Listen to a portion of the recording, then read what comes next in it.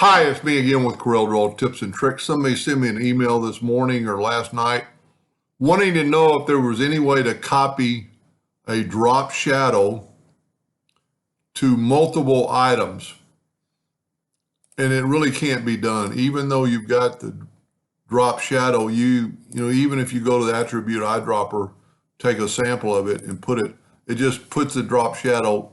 It doesn't do the movement. The only way I know how to do it, these are still grouped together. I've got all these 3 inches apart. My nudge factor set on 3. I can go to object and break the drop shadow apart and then Control D and move it over to the other ones.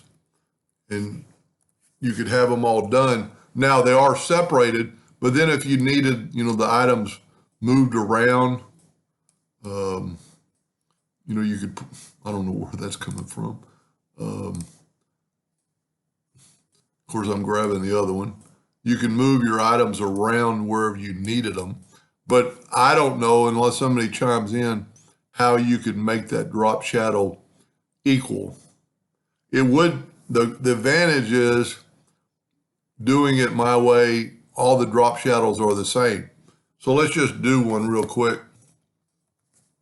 Let's use a box this time, and let's fill it in with blue, take away the outline, and Control D and make a duplicate and nudge it over, Control D, Control D, Control D.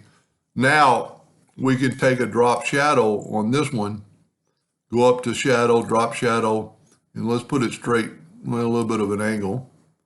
Now you would need to go up to object and break the drop shadow apart, grab the drop shadow, Control D and make a duplicate, and you made them all the same. That's the only help I can offer up. Hope that helped them a little bit. Thank you for watching.